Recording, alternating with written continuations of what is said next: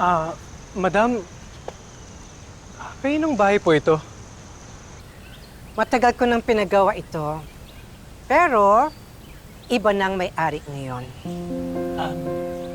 Ate, kanino tong bahay? Pumasok tayo para makilala niyo ang may-ari. Let's go.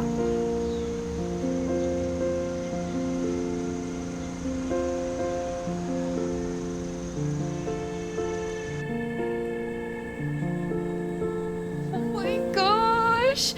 Ang tagal ko nang pinapangarap na tumira sa ganitong bahay. Ang ganda, Damasita.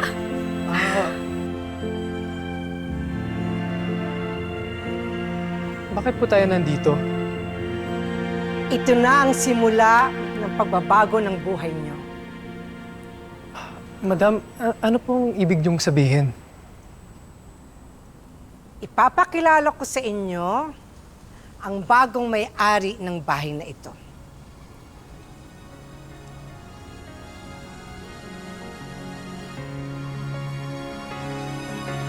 Nandito na siya.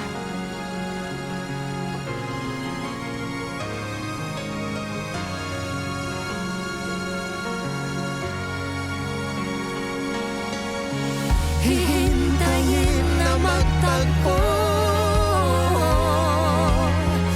muli ang ating mga pusa.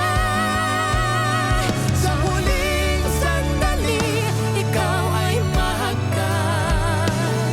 Sa panahon darating, tayo ay magkasama. Sa huling sandali, di na muling mawawala.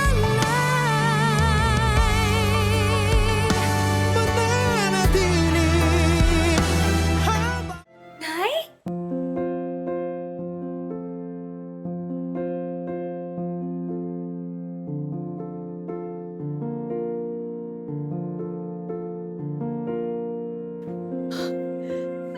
Nay!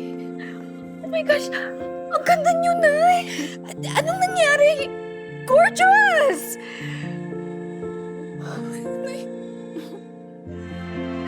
Natahimik kayo. Hindi ba kayo natutuwa? Hindi ba bagay sa bagong estado ng buhay niya ang itsura ni Rosel?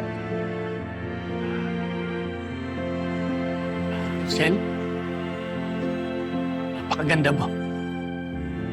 Wala akong masabi, wala akong reklamo. Sorry po, nakakagulat lang. Di pa po ako sanay eh.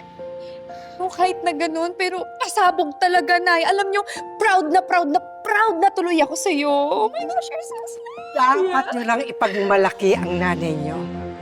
Dahil simula sa araw na to, hindi na pwedeng apihin si Rosel ng kahit sino. Pero madam, paano nagkaroon ng ganitong bahay si nanay? Dahil sa akin, Tyrone. At lahat ng meron ako, isasalin ko na rin sa inyo. Oh my gosh, totoo na talaga to. Mayaman na talaga tayo, Nay. Tyrone! Madam Jacinta, maraming salamat talaga.